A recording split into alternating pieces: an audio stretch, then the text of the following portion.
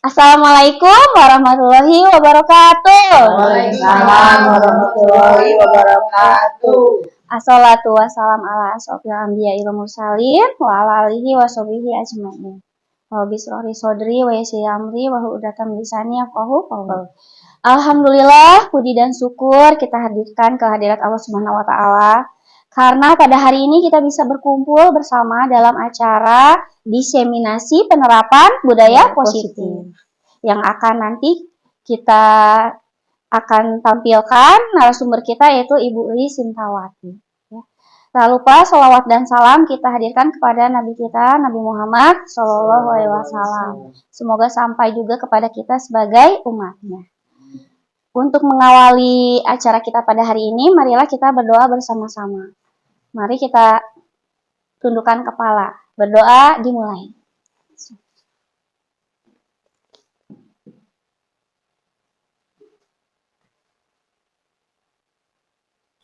Ya, berdoa selesai. Baiklah, untuk mengawali acara hari ini, mari kita ucapkan Bismillah bersama-sama. Bismillahirrahmanirrahim. Marilah kita sambut narasumber kita dalam diseminasi penerapan budaya positif, Ibu Uli Sintawati. Bismillahirrahmanirrahim. Assalamualaikum warahmatullahi wabarakatuh. Waalaikumsalam.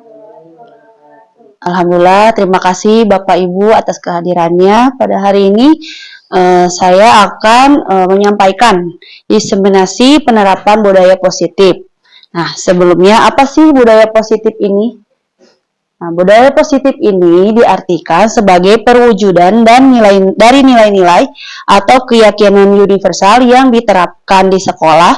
Dan budaya positif ini diterapkan di sekolah sebagai salah satu perwujudan dari visi guru yang mengandung nilai-nilai kebajikan yang dijabarkan sesuai dengan profil pelajar Pancasila. Jadi, dengan adanya budaya positif ini menciptakan sekolah yang memiliki visi dengan nilai kebajikan untuk bisa mengembangkan segala potensi yang ada dalam siswa dengan nilai-nilai baiknya. Kemudian, di sini ada video. Kita saksikan dulu terlebih dahulu videonya.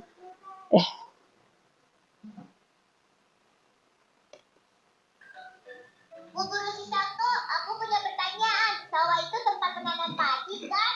Benar sekali, kamu sudah tahu dengan baik ya. Beras itu berarti nasi kepal. Hari ini aku akan mengambil nasi kepal yang banyak. Kita kesini bukan untuk mengambil nasi kepal, tetapi untuk menanam bibit padi. Oh iya. Bu Guru, di mana letak sawahnya? Di sebelah sana. Wartawan! Nah, ini dia bibit padinya. Pak Petani sudah menyiapkan untuk kita. Baiklah, ayo kita menanam padi. Iya. Hei, Buta, apa kau sudah siap? Kalau sebanyak ini, kita bisa mengerjakannya berdua. Tunggu sebentar. Apa kalian tahu bagaimana cara menanam padi? Bu Guru, bukankah sama saja seperti menanam bunga waktu itu? Ya, itu mudah. Ini sama sekali tidak seperti menanam bunga. Baiklah, Ibu akan jelaskan ya. Sekarang, Bu Guru akan ajarkan yang diajarkan Pak Tani. Dengar baik-baik ya. Jangan membawa terlalu banyak bibit sekaligus. Pegang bibitnya di antara jempol dan ibu jari. Dan tekan sampai jarimu masuk ke dalam tanah. Kalau kau menekannya terlalu dalam, hanya bagian atas dari bibit yang akan mendapat air dan sinar matahari. Tapi jika tidak cukup dalam, bibitnya akan rebah. Kelihatannya sangat susah. Kau tidak bisa bilang ini sulit sampai kau mencobanya. Tepat sekali. Ayo segera kita coba. Aku nomor 1. Aku yang dulu.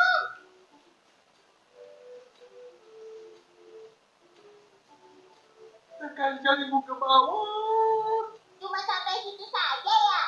Aku yang paling cepat, ya kan? Iya, tapi lihat cara menanam. Hah? Kenapa mereka semua rebah seperti itu? Kamu tidak bisa hanya mengajarkan seperti itu. setelah bibitnya ditanam, kalian harus menahan akarnya dengan sedikit tanah agar tidak rebah. Benar. Kalau sembarangan menanamnya seperti Zulfa tadi, kasihan bibitnya. Wah, merepotkan sekali. Aku menyerah saja. Kalian saja yang mengerjakannya. Bu Guru, tidak apa-apa kan kalau bibitnya tidak ditanam dengan lurus? Ada cara yang bisa kalian pakai untuk meluruskan mereka. Yang harus kalian lakukan adalah menanam mereka sejajar dengan tali sambil berjalan ke belakang. Jika kalian lakukan itu, bibitnya akan berbaris dari atas ke bawah.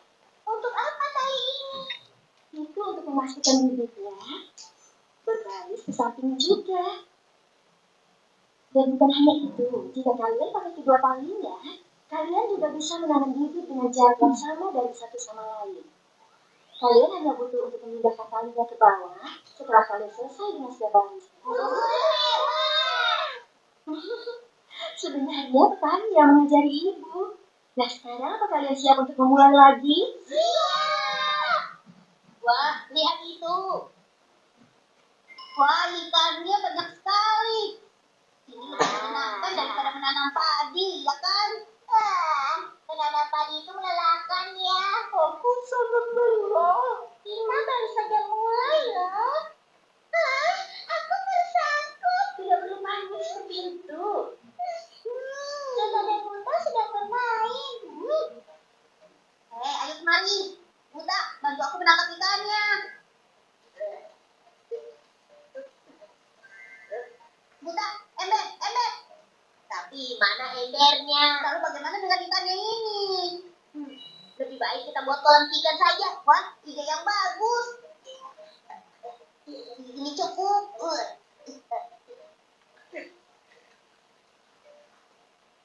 Berhasil. Ayo kita tangkap lebih banyak lagi dan masukkan ke kolam. Hati-hati. Kasihan ikannya, teman-teman. Kalian seharusnya membantu kami menanam padi. Tidak mau.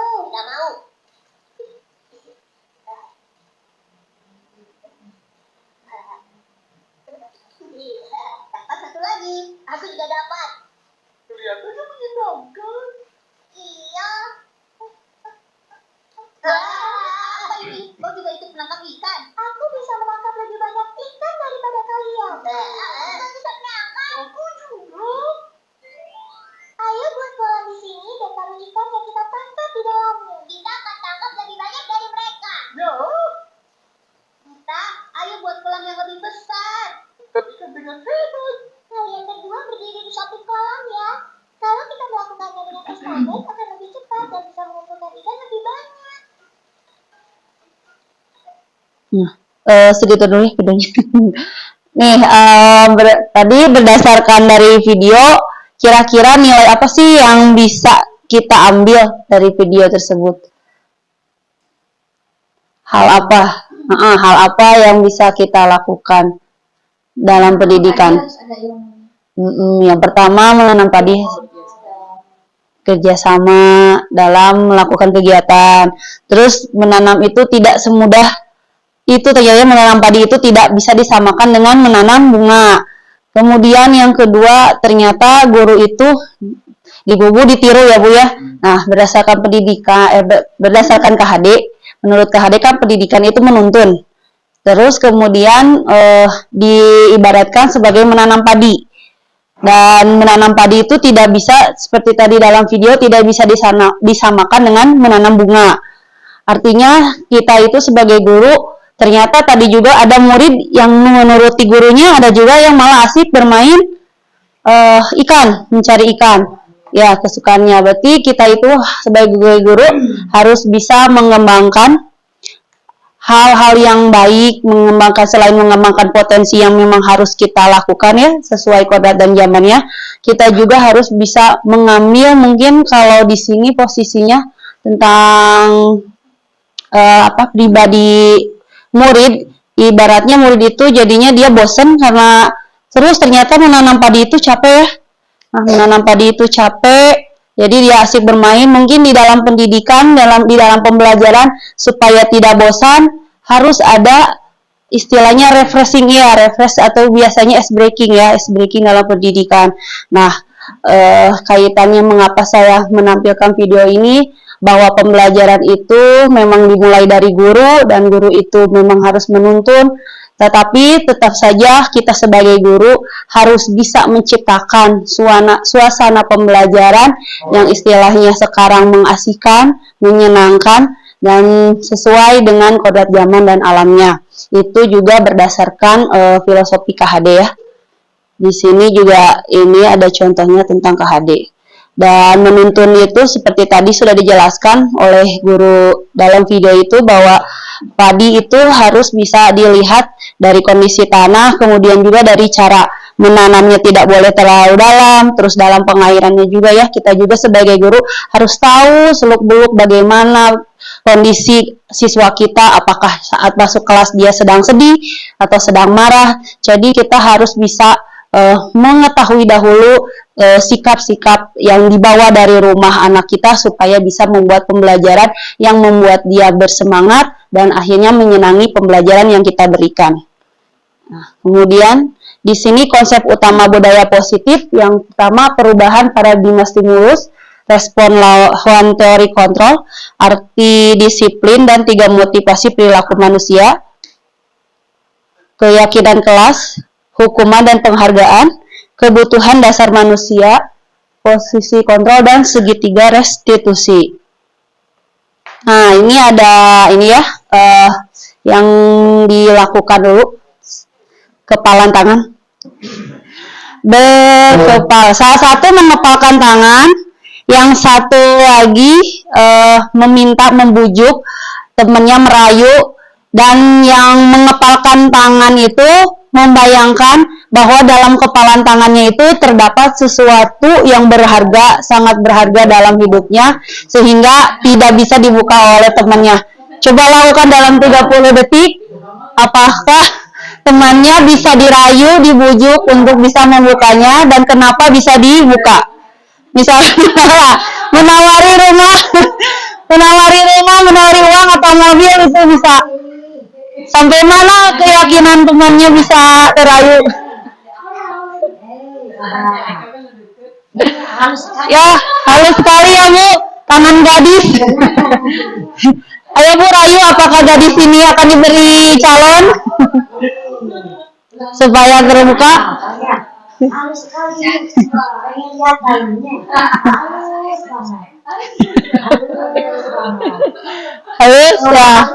Iya sekali. Halus, aduh, susah ya.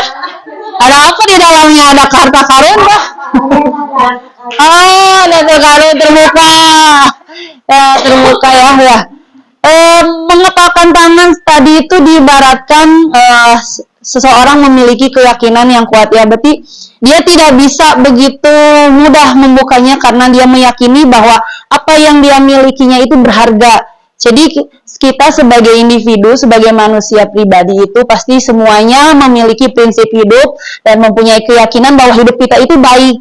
Baik bagi saya, mungkin bagi saya belum tentu baik bagi orang lain, tetapi semua orang, setiap pribadi pasti punya prinsip dan kita harus menghormatinya. Meskipun menurut kita itu kurang baik, tapi ternyata menurut dia baik, karena kita sebagai manusia sosial ya Bu, harus saling menghargai. Jadi harus bisa juga menghormati segala hal yang dimiliki atau diprinsipi oleh orang lain.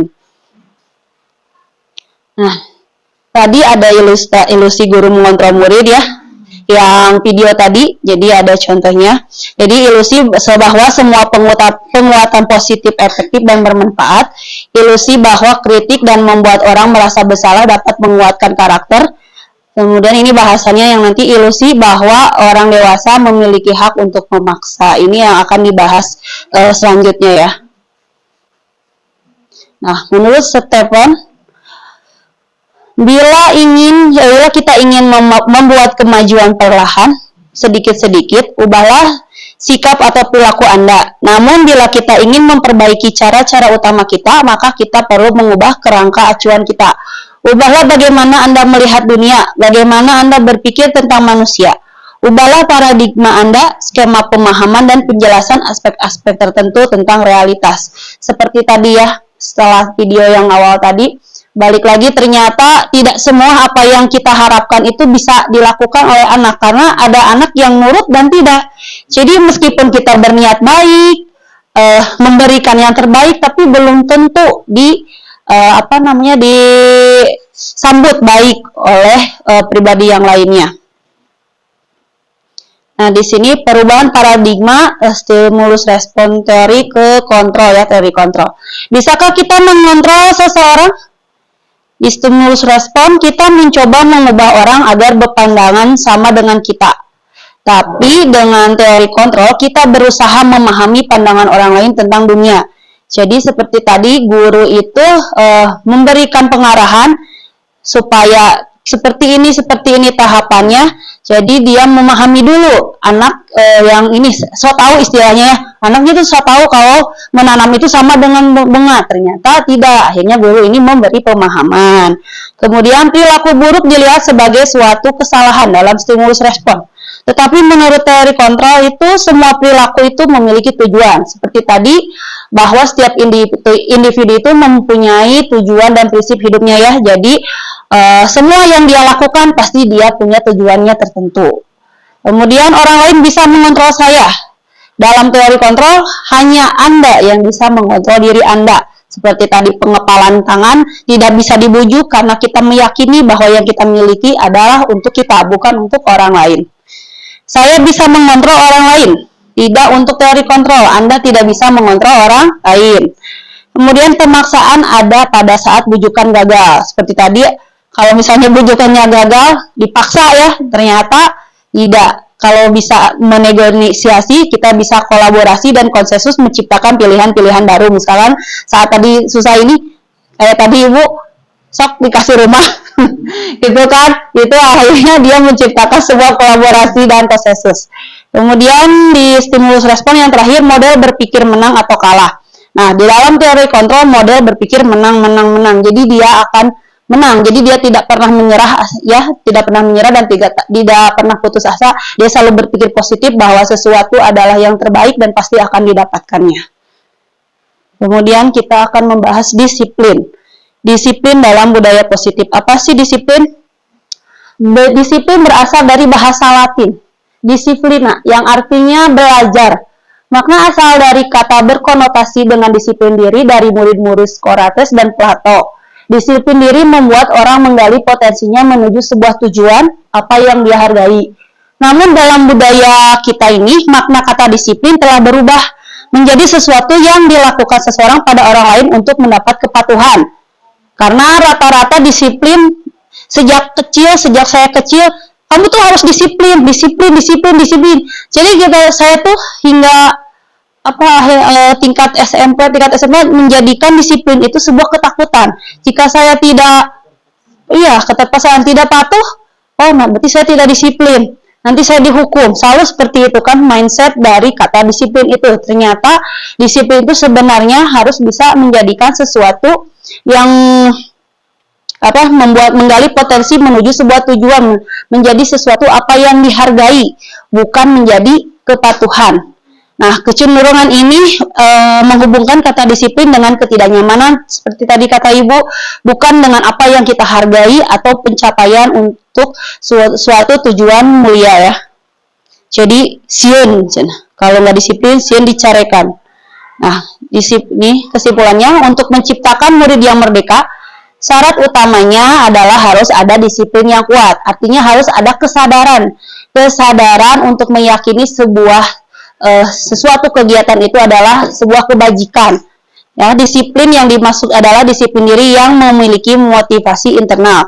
Jika kita tidak memiliki motivasi internal, maka kita memerlukan pihak lain untuk mendisiplinkan kita atau motivasi eksternal dari luar. Karena berasal dari luar, bukan dari dalam diri kita sendiri. Jadi ada kesadaran dari luar untuk mengingatkan supaya seseorang itu bisa melakukan hal yang baik atau disiplin. Nah, ini merdeka menurut Ki Hajar Dewantara. Merdeka itu artinya tidak hanya terlepas dari perintah, akan tetapi juga cakap buat memerintah diri sendiri. Ini dalam Ki Hajar Dewantara, konsepsi keteladanan sikap merdeka cetakan kelima. Ini di dalam bukunya ya. Nah, yang selanjutnya tentang motivasi perilaku manusia. Untuk menghindari ketidaknyamanan atau hukuman, seperti apa yang akan terjadi apabila saya tidak melakukannya.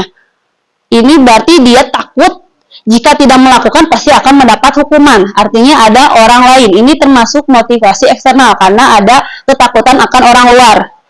Kemudian yang kedua, untuk mendapat imbalan dari orang lain. Apa yang akan saya dapatkan apabila saya melakukan? Itu juga motivasi eksternal karena dia mengharapkan sesuatu dari orang lain atau penghargaan.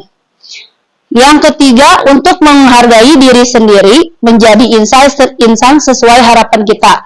Saya akan menjadi orang yang seperti apabila saya melakukannya. Jadi saya akan menjadi orang, jadi mau seperti apa ya gimana saya gitu, karena itu motivasinya muncul di dalam dirinya. Saya mau jadi seperti ini karena saya ingin menjadi seperti ini, tidak peduli orang lain menginginkan saya seperti apa, tidak peduli dengan penilaian orang lain ya, karena saya tahu tentang saya, diri saya, kompetensi saya. Nah ya, dengan sifat seperti itu, motivasi internal ini yang merupakan tujuan dari disiplin positif. Nah ini di sini kita seharusnya ya mungkin sudah dilakukan di beberapa kelas di sekolah kita, karena sebelumnya di sekolah kita sudah ada guru penggerak itu Bu Natli ya Bu. Jadi sudah kita ketahui sebelumnya bahwa kita semua sudah memiliki peraturan kelas. Nah, namun beberapa kelas saja yang sudah mengubah peraturan kelas ini menjadi sebuah keyakinan kelas. Dari keyakinan kelas ini menjadi lingkungan positif, kemudian menjadi budaya positif. Nah, awal mula peraturan kelas ini tentunya berasal dari kalimat-kalimat biasanya tidak boleh membuang sampah, tidak boleh kesiangan atau terlambat datang sekolah, tidak boleh mencontek, tidak boleh bicara saat guru mengajar ya, tidak boleh berantem dengan teman, tidak boleh ribut saat belajar, tidak boleh makan tidak, dan selalu dengan kata tidak. Itu peraturan kelas yang sebelumnya. Nah, dari peraturan kelas yang selalu dengan kata tidak, kini harus dirubah dengan keyakinan kelas, yaitu dengan mengubahnya dengan kalimat positif. Kalimat positif itu berarti tidak ada kata tidak dan menyemangati. Tidak boleh datang ke sekolah, tidak boleh datang terlambat ke sekolah, artinya datang harus tepat waktu atau datang lebih awal sebelum pembelajaran kelas. Seperti itu ya. Nah, dari kata itu misalkan dari datang tidak boleh terlambat itu datang tepat waktu menjadi sebuah lingkungan positif. Kenapa? Karena anak akhirnya bisa membiasakan diri datang ke sekolah. Awalnya karena peraturan sekelas yang tidak boleh kesiangan, tapi dia tahu, oh iya sadar, karena itu kalau dirinya meyakini datang ke sekolah tepat waktu atau sebelum pembelajaran, dia bisa istirahat dulu, duduk dengan tenang, atau misalkan dia belum sarapan di rumah, bisa sarapan sebentar di kelas sebelum pembelajaran, sehingga itu menjadi pembiasaan yang baik ya Bu, ketika anak sudah tidak pernah lagi terlambat ke kelas dan menjadi budaya positif. Nah, disiplin. Di sini tujuan disiplin adalah menanamkan motivasi yang ketiga pada murid-murid kita untuk menjadi orang yang merdeka dan menghargai diri sendiri dengan nilai-nilai yang mereka percayai. Ini tujuan disiplin. Tadi sudah ya. Mengapa tidak peraturan saja? Nah, ini. Mengapa harus keyakinan kelas? Mengapa kita memiliki peraturan harus menggunakan helm bila mengendarai kendaraan roda 2? Nah, itu kan seperti aturan ya. Kenapa kita harus menggunakan helm bila mengendarai kendaraan 2 atau motor ya? Kan takut ditilang. Iya. Mengapa? Karena takut ditilang. Atau misalkan takut, kalau yang sadar ya Bu, takut akan keselamatannya. Mengapa kita memiliki peraturan 3M, menggunakan masker saat COVID ya? Saat COVID masker, mencuci tangan dan menjaga jarak. Karena kesehatan waktu COVID, karena kita takut tertular. Kemudian mengapa kita memiliki peraturan harus datang tepat waktu pada saat mengikuti pelatihan supaya tidak tertinggal materi ya seperti itu ya. Mengapa saja selalu pertanyaannya, dan mengapa peraturan itu tidak boleh. Nah, inilah yang harus paradigma kita itu merubah kalimat negatif dari kata tidak itu menjadi sesuatu bahasa yang baik. Karena istilahnya kalau orang Sunda hade goreng ke bahasa ya Bu. Jadi kita harus bisa berbahasa yang baik untuk bisa mengajak seseorang, karena tidak mungkin seseorang mau diajak ngobrol dengan bahasa kasar, kamu nggak boleh gini, harusnya kamu gini-gini, nggak ada ya Bu. Tapi kalau kita misalkan dengan bahasa yang baik, kamu sudah bisa apa, misalkan, ya menarik materi, saya belum paham nih tentang materi ini, bisa nggak ajari saya, atau misalkan, kamu sudah ini mengerjakan ini belum, oh saya sudah ini nih, oh boleh dong sharing, kan nanti temennya minta bantuan. Nah, dengan adanya bahasa yang baik bisa timbullah kolaborasi. Nah ini berdasarkan tadi ya, keyakinan kelas itu bersifat lebih abstrak daripada peraturan yang lebih rinci dan konotatif. Keyakinan kelas berupa pernyataan-pernyataan universal. Pernyataan keyakinan kelas senantiasa dibuat dalam bentuk positif seperti tadi ya, kalimat-kalimat positif. Kemudian keyakinan kelas hendaknya tidak terlalu banyak.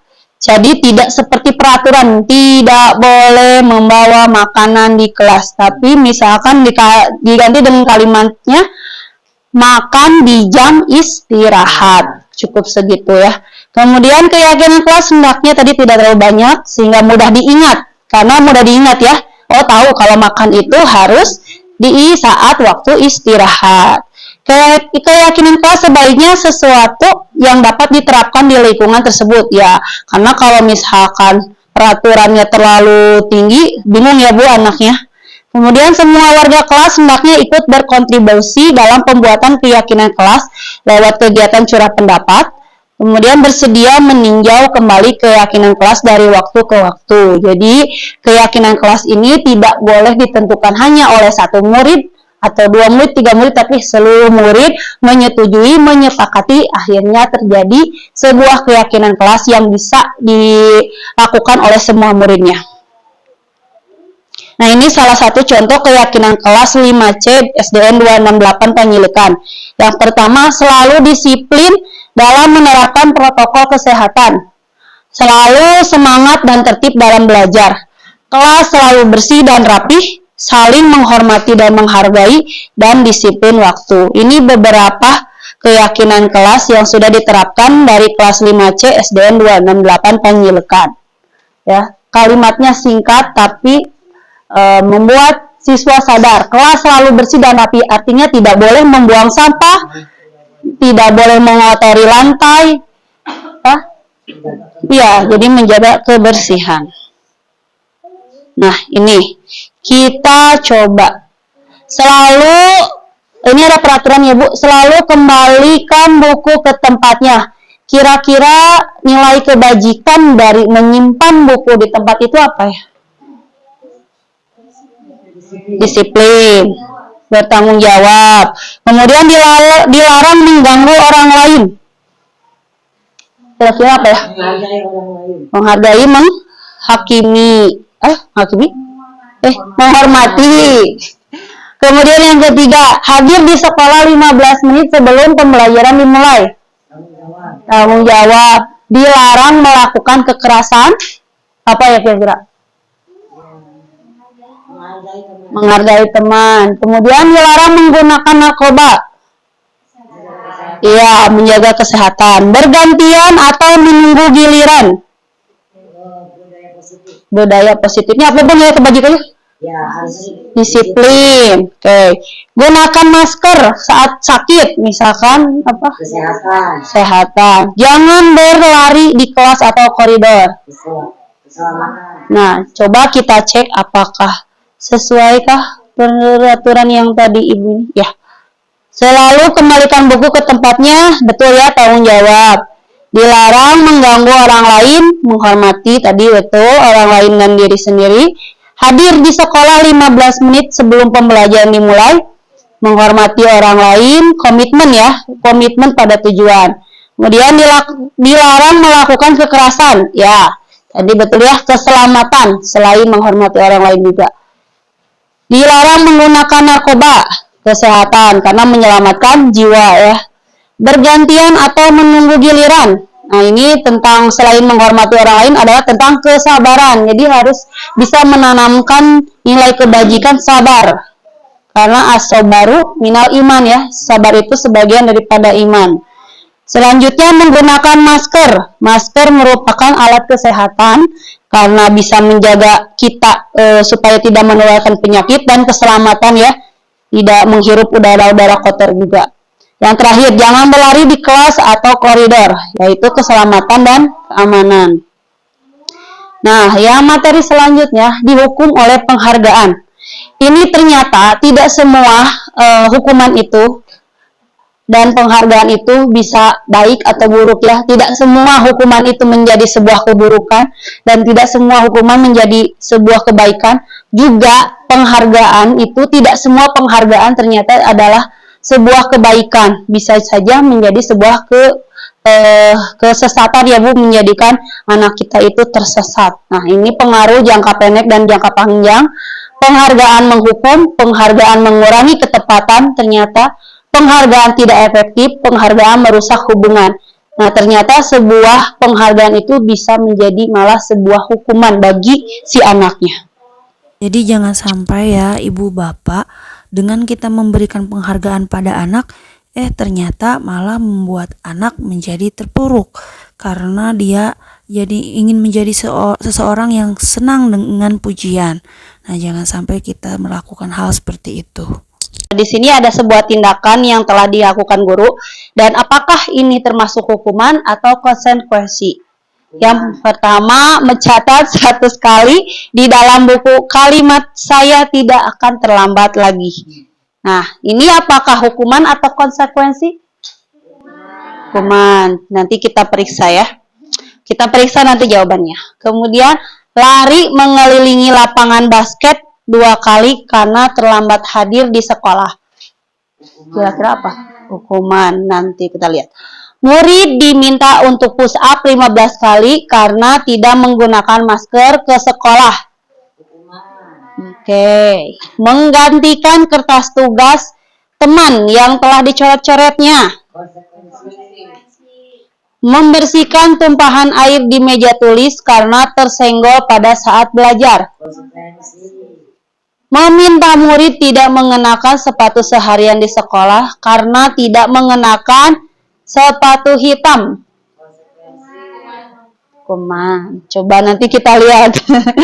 Nanti kita lihat Bu. Lari yang terakhir. Lari mengelilingi lapangan basket 2 kali karena terlambat 10 menit untuk pelajaran PJOK. Coba kita lihat jawaban siapa yang betul. Oke. Yang betul. Mencatat 100 kali, ternyata itu adalah sebuah hukuman. Lari mengelilingi lapang basket 2 kali karena terlambat hadir, itu juga ternyata hukuman. Murid diminta untuk push up 15 kali karena tidak menggunakan masker ke sekolah, ternyata juga sebuah hukuman. Menggantikan kertas tugas teman yang telah dicoret-coret, ternyata konsekuensi. Jadi kalau konsekuensi berarti sebelumnya sudah ada kesepakatan ya atau keyakinan kelas. Membersihkan tumpahan air di meja tulis karena tersenggol pada saat belajar. Ya, itu juga konsekuensi.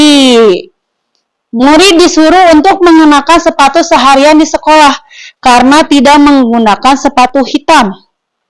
Itu juga hukuman.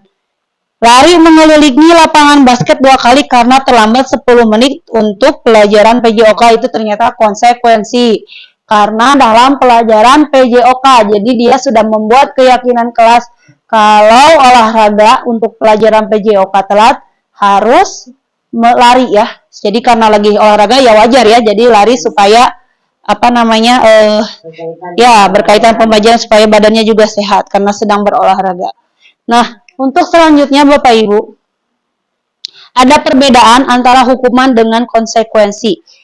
Yang pertama, dalam hukuman sesuatu yang menyakitkan itu harus terjadi, seperti tadi lari ya, kemudian misalkan tadi yang ini tuh mencatat 100 kali, itu kan menyakitkan, istilahnya Kebayangkan nulis 100 kali pegal gitu ya, cangkel gitu Ibu, harus nulis 100 kali betapa tangan anak itu ya biasa nyatat dia tersiksa, itu menyakitkan sekali. Tetapi dalam konsekuensi itu sesuatu harus terjadi. Jadi terjadinya tidak yang menyakitkan ya kalau ini.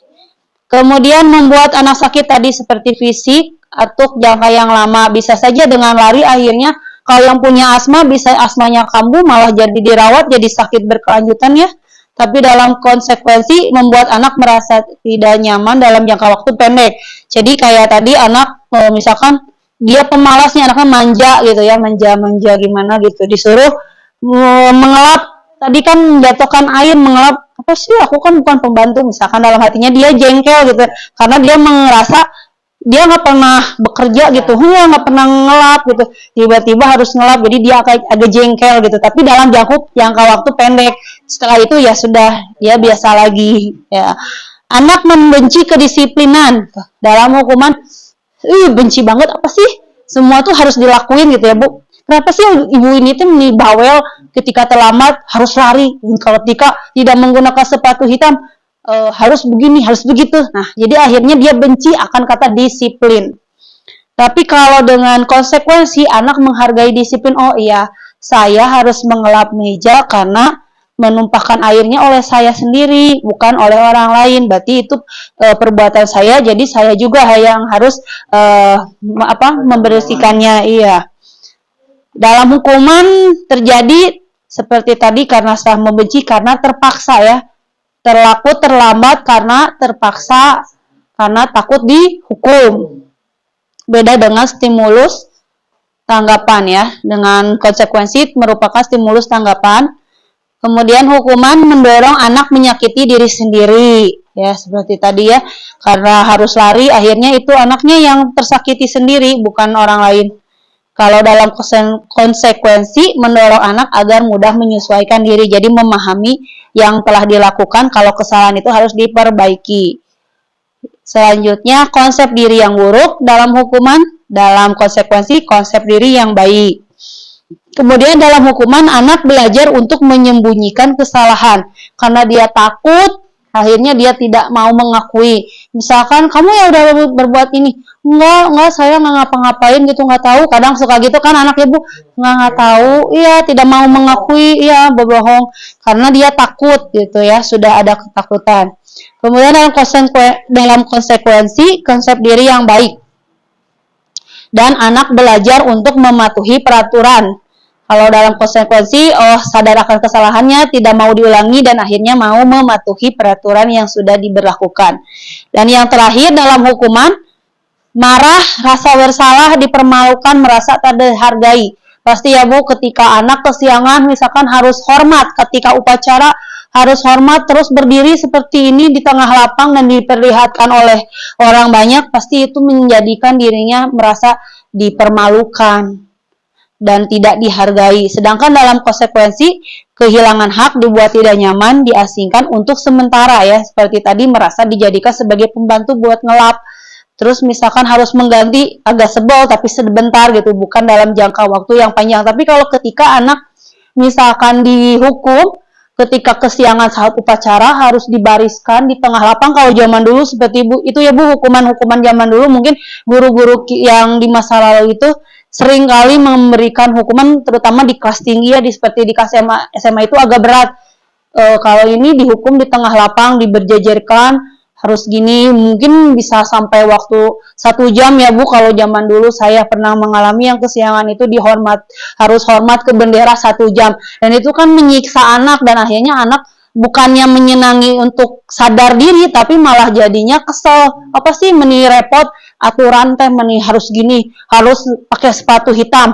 Karena saya teh pengen gaya, apalagi anak SMA ya Bu ya, tingkat SMA itu ingin bebas hidupnya, ingin bebas, apa sih pakai sepatu hitam, nggak gaul kayak gini-gini. Jadi mereka terkekang dengan ada hukuman. Coba kalau misalkan disadari dengan konsekuensi tidak boleh memakai sepatu hitam, diberikan alasan kenapa, misalkan untuk menjaga saling menghargai, karena Misalkan sepatu yang berwarna itu lebih harganya condong lebih mahal. Kalau misalkan dengan sepatu hitam mereknya ini disamaratakan, itu kan menghargai teman yang kurang mampu ya. Jadi harus dari gurunya sendiri itu harus memiliki rasa sadar tinggi untuk memberikan pemahaman kepada siswanya ya, seperti itu.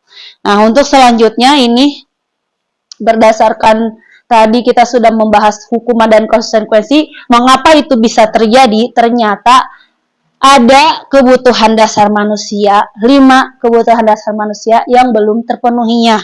Dan kebutuhan dasar manusia itu meliputi bertahan hidup, kebebasan, kasih sayang, dan rasa diterima, penguasaan, dan kesenangan. Nah, bertahan hidup. Seseorang seperti halnya, kenapa sih akhirnya melakukan hal yang tidak baik? Karena untuk bertahan hidup. Coba jika mereka diberikan pekerjaan, dibantu, mungkin mereka tidak akan, oh iya saya ada yang membantu, saya ada yang memberikan pekerjaan, maka akan hilang ya Bu, kejahatan-kejahatan, pencurian, perampokan, dan segala macam itu, karena dia hidupnya bisa bertahan. Kemudian kasih sayang dan rasa diterima. Terkadang katanya anak broken home biasanya kurang kasih sayang, terus suka mencari perhatian di sekolah, cari masalah, tapi tidak semua anak broken home ya Bu. Mungkin beberapa anak yang bukan hanya saja broken home, tapi anak yang meskipun mempunyai orang tua lengkap, tapi ketika di rumahnya dia kurang kasih sayang, ya dia di sekolah mencari kasih sayang.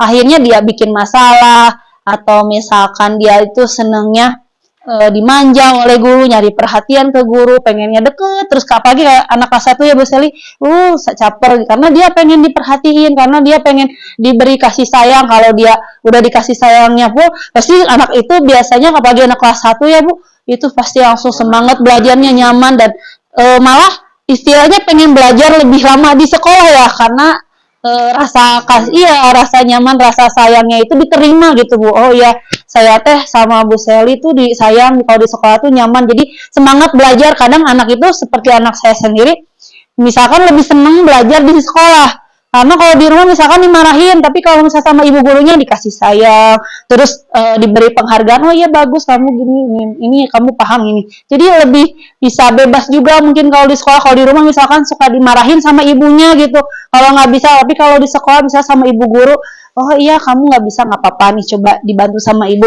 nah gini-gini dikasih tahu, akhirnya dia seneng. Oh kalau nggak ngerti bisa dikasih tahu sama ibu guru.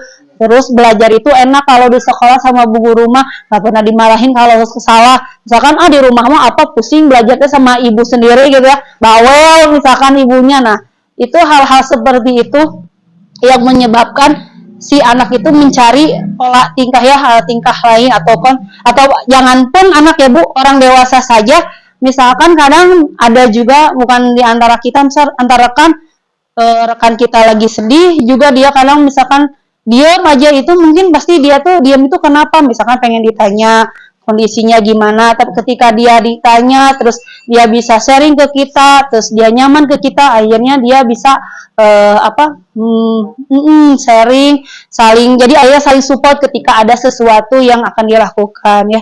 Jadi memang betul dalam hidup ini kebutuhan dasar manusia itu ketika semuanya sudah tercapai, pribadi manusia yang mungkin mendekati kesempurnaan itu bisa terjadi ya Bu. Memang tidak ada manusia yang sempurna, tapi ketika semua kebutuhannya sudah tercukupi, akhirnya dia bisa menjadi pribadi yang baik. Seperti misalkan ketika orang membicarakan orang lain kepada dirinya, dia bisa menanggapi, oh iya, mungkin seseorang itu berperilaku seperti itu karena mempunyai alasan lain, dia tetap menghargai apapun. Misalkan seperti kita, apalagi nanti kita semua ini kan pemimpin pembelajaran ya, sebagai seorang pemimpin pembelajaran, kita itu harus punya prinsip dan punya keyakinan diri bahwa semua pribadi itu baik dan tidak bisa istilahnya digoyangkan gitu.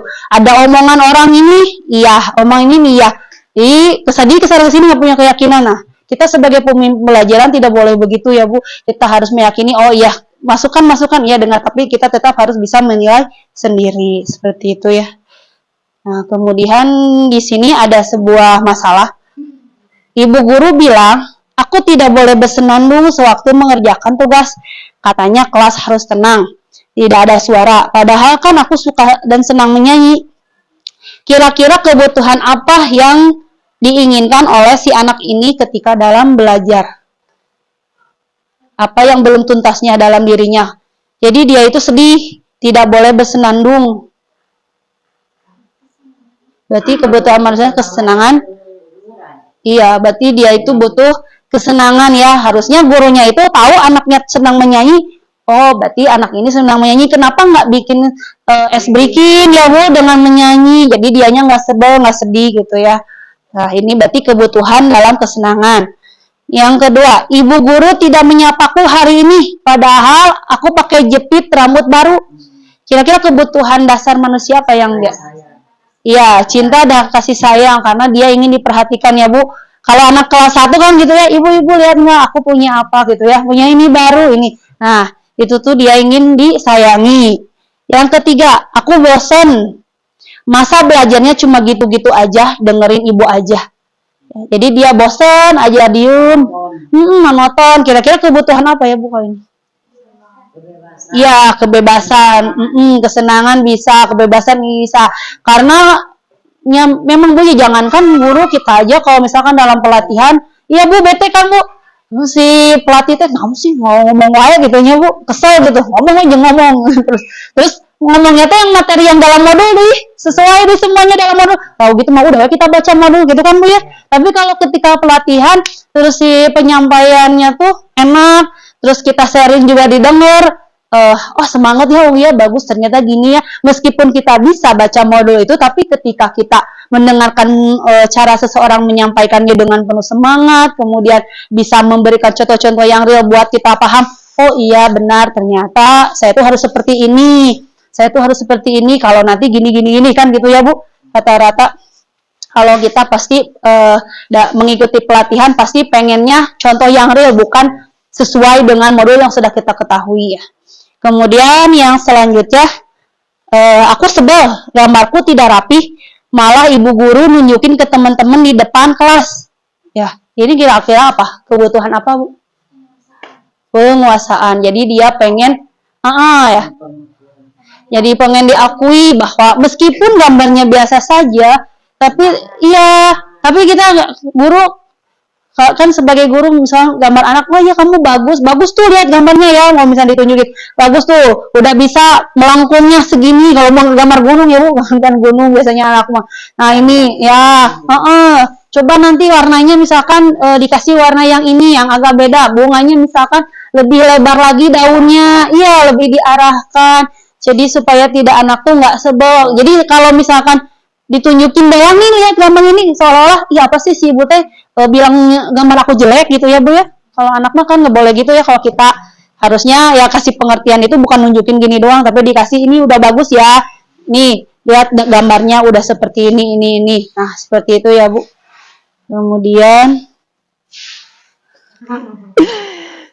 lalu selanjutnya di sini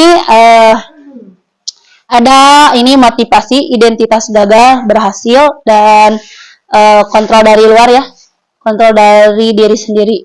Nah di sini guru berbuat menghardik ketika menghukum ya, penghukum, menghardik, menunjuk-nunjuk, menyakiti dan menyindir dalam penghukum ya Bu. Rata-rata kamu mah pinter siga si iya tuh tinggali si iya mah cenah sok kadang gitu ya, ada itu tapi dulu Bu, zaman dulu ya, yang model dulu, iya udah nggak ada. Kalau zaman dulu kan, kamu teh nggak ngerjain tugas, nggak bener, ngapain aja kamu nunjuk-nunjuk kamu. Kalau zaman dulu mah, kalau sekarang tidak ada itu dalam penghukum. Atau kalau kamu tidak melakukannya, awas ya rasakan, sambil nunjuk-nunjuk kan Bu ya zaman dulu mah. Hasilnya apa? Memberontak, menyalahkan orang lain, berbohong. Wah aku mah nggak gitu ya. Akhirnya anak berbohong. Nah, ini kaitannya dengan dunia berkualitas. Murid meletakkan guru di luar dunia berkualitas. Akhirnya menurut murid itu ketika sukses, apa sih guru itu mah nggak ada fungsi gitu ya. Aku mah suksesnya karena diri aku, nggak ada jasa guru. Guru itu teh cuman ke aku teh nyalah-nyalahkeun wae, nunjuk-nunjuk wae. Jadi akhirnya guru itu bukan pahlawan tanpa tanda jasa ya.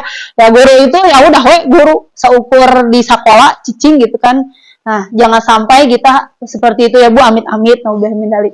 Kemudian di sini muridnya berkata, biarkan saja, nanti juga marah-marah lagi karena udah bosen ya Bu, karena bosen dihukum, biarin we gitu ya, nanti juga ngomong marah lagi. Dampaknya apa? Ya terulang lagi kesalahannya, bicarekan udah biasa aku mah misalnya, akhirnya udah we dia nggak peduli mau dimarahin juga karena udah biasa menganggapnya hal yang biasa gitu ketika dihukum. Ya, kemudian ada di sini posisi guru sebagai pembuat merasa bersalah, berceramah dan mengatakan seharusnya ibu kecewa, terus ini yang dibuatnya ya. Kemudian seharusnya kamu sudah tahu ibu lelah sekali mengatakannya, ibu stres katanya ya. Ini hasilnya menyembunyikan, menyangkal dan berbohong. Jadi gurunya membuat si murid merasa bersalah. Dan kaitan dengan dunia berkualitasnya, murid meletakkan guru di dalam dunia berkualitas. Oh, misalkan kayak gini, saya itu menjadi seperti ini karena ibu gitu ya, tapi saya merasa menyesal dulu nggak dengar kata ibu guru, harusnya saya tuh gini-gini. Iya, karena dulunya sama bu gurunya dibuat merasa bersalah, jadi akhirnya oh iya saya tuh sadar saya seperti ini, harusnya seperti ini. Iya. Nah, ini akhirnya pada dampak pada muridnya itu merasa rendah diri ya, karena dia sering dibuat bersalah, jadi oh iya saya teh salah, oh iya ini teh salah saya, seharusnya gini-gini.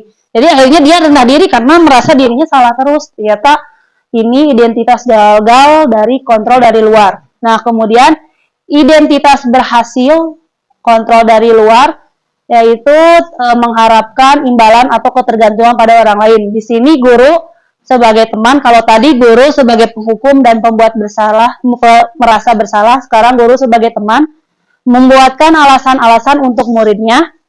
Ayolah lakukan demi ibu. Nah, ini kata-katanya, masa kamu tidak mau? Ingat tidak ibu pernah bantu? Bla bla bla, atau hasilnya menjadi ketergantungan.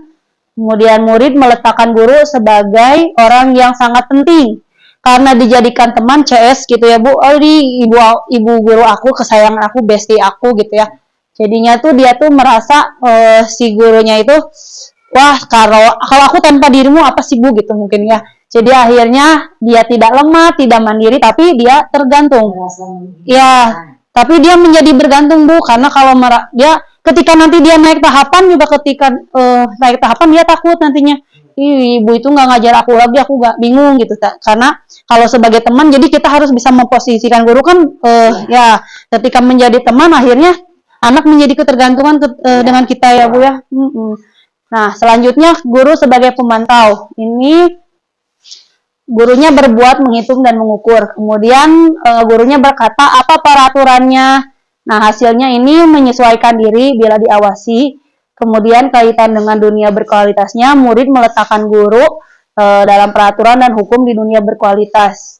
Nah, ini seperti ada kata-kata dari murid, berapa banyak bintang yang saya harus peroleh, berapa halaman yang harus saya tulis. Di sini dampaknya menitik beratkan pada sanksi atau hadiah untuk dirinya. Yang selanjutnya yang terakhir, menghargai diri sendiri. Di sini guru sebagai manajer. Guru berbuatnya mengajukan pertanyaan, kemudian guru juga di sini ada contoh perkataan guru, apa yang kita yakini, apa yang bisa kau kerjakan untuk memperbaiki masalah ini, dan hasilnya ini bisa menguatkan diri dalam sistem guru sebagai manajer. Kemudian kaitan dengan dunia berkualitasnya, di sini murid meletakkan dirinya sebagai individu yang positif dalam dunia berkualitas. Nah, di sini murid berkata, ucapan dari muridnya, bagaimana caranya saya bisa memperbaiki keadaan. Jadi ketika muridnya melakukan kesalahan, nanti dianya bertanyanya dengan kalimat bagaimana cara saya bisa memperbaiki keadaan. Dalam posisi guru sebagai manajer ini, solusi akan dilakukan oleh murid ya Bu. Jadi semua solusi itu bergantung pada murid juga. Dan akhirnya dampaknya bisa mengevaluasi diri dan tentu murid bisa memperbaiki dirinya. Di sini ada beberapa contoh dari teori-teori posisi guru ya, posisi kontrol guru. Yang pertama ini sebagai pengukul, terlambat lagi, pasti terlambat lagi. Kapan bisa datang tepat waktu? Nah, ini ada videonya.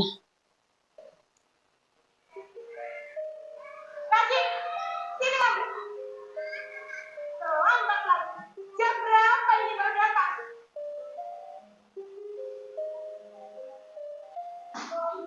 Negara. Apa? Kenapa lagi sekarang? Kamu terlambat. Kamu tidak nyawa. Itu sudah malam. Sana, ambil tangan 5 kali. Nah, itu guru yang tadi ya Bu, guru yang penghukum ya. Jadi dengan emosi, dengan tunjuk tapi seperti tadi. Ini darah tinggi, bisa hipertensi.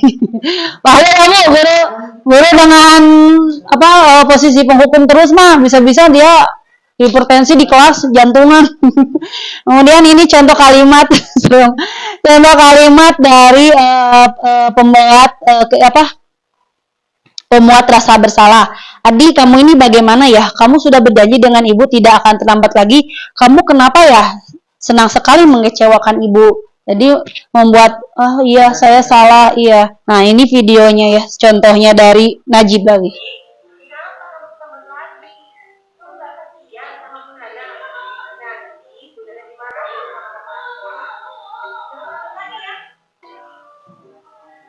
Nah yaitu membuat rasa bersalah ya Bu.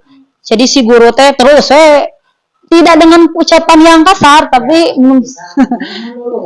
menyentil tapi menyalahkan murid ya. Nah kemudian ini yang posisi teman ya Bu. Adi, ayolah bagaimana sih kamu kemarin sudah janji ke Bapak bukan? Kenapa terlambat lagi? Ini kalimatnya, ini videonya ya. Nah, dalam posisi kontrol guru sebagai teman ini, guru ini akhirnya menjadi seseorang yang menyenangkan bagi muridnya. Dan jadi muridnya itu merasa tidak canggung ya Bu, merasa bahwa guru itu adalah bestinya, jadi dia bisa melakukan apapun gitu semau dia karena merasa dekat dengan si gurunya. Kemudian selanjutnya yang ini posisi guru sebagai pemantau. Di sini guru ini memantau apa yang dilakukan oleh siswa. Di sini guru sebagai penanya alasan kenapa muridnya bisa terlambat. Jadi menanyakan tentang keyakinan kelas yang disepakati mengapa dapat dilanggar oleh muridnya. Nah, kemudian selain itu ada juga guru sebagai manajer.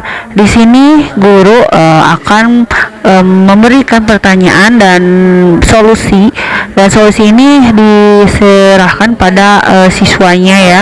Jadi di sini siswa juga akan mengatasi masalah yang dilakukannya. Berikut ini videonya.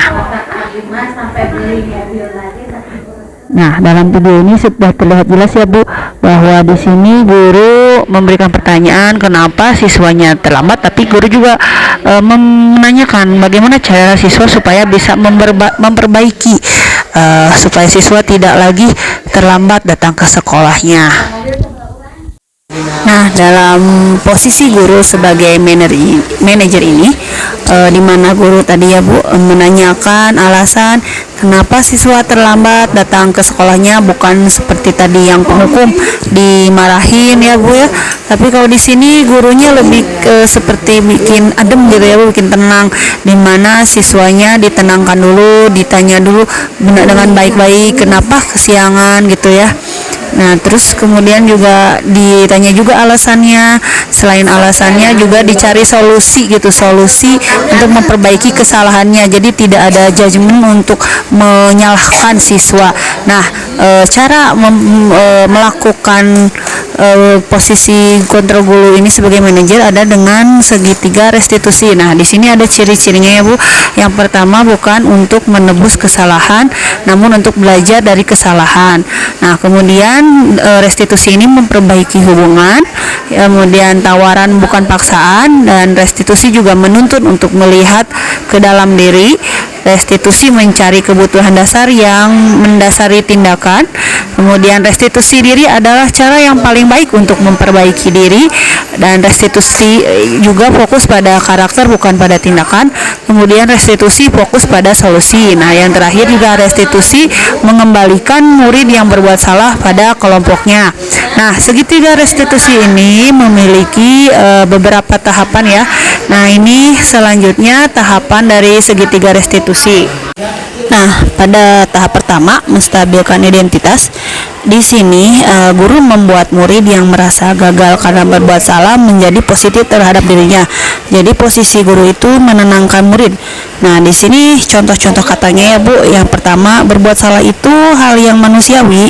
Tidak ada manusia yang sempurna. Bapak atau Ibu juga pernah berbuat salah. Kemudian kita pasti bisa menyelesaikan permasalahan ini. Bapak atau Ibu tidak tertarik untuk mencari tahu siapa yang benar, siapa yang salah. Nah, kata-kata dari guru seperti ini kan membuat murid, oh iya, saya mengakui salah dan saya tidak takut untuk mengakui kesalahannya. Beda dengan bentakan atau amarah gitu ya, pasti murid itu udah takut duluan gitu ya Bapak Ibu. Takut serem gitu, nggak mau ngaku, akhirnya dia berbohong. Nah, tapi kalau dengan cara seperti ini, si murid itu menjadi tenang gitu, nggak takut buat ngakuinnya, karena akhirnya stabil gitu ya si perasaannya. Nah, kemudian yang kedua itu tentang validasi tindakan yang salah. Dalam validasi tindakan yang salah, di sini guru membantu murid untuk mengenali kebutuhan yang ingin dipenuhinya ketika melakukan kesalahan itu. Karena pada dasarnya setiap tindakan manusia tentu ada tujuannya ya Bapak Ibu ya. Dimana seperti tadi sudah dijelaskan tentang kebutuhan dasar atau tentang dia ingin menguasai atau dia ingin bebas gitu ya, kebutuhan dasarnya. Nah, di sini guru mencari alasan kenapa si siswa itu melakukan kesalahannya. Nah, di sini pertanyaannya ya, bentuk pertanyaannya bisa seperti ini. Kamu bisa saja kan melakukan hal yang lebih buruk, tapi kamu tidak melakukannya kan? Atau misal kamu pasti punya alasan mengapa melakukannya. Terus apa yang penting bagi kamu, atau kamu boleh tetap berusaha menjaga sikap itu, tapi tambahkan sikap yang lain atau yang baru. Nah, maukah kamu belajar cara lain untuk mendapat yang kamu butuhkan tanpa harus memukul? Atau bisa juga dengan pertanyaan, apakah kamu bisa melakukannya dengan baik, lebih baik lagi di esoknya?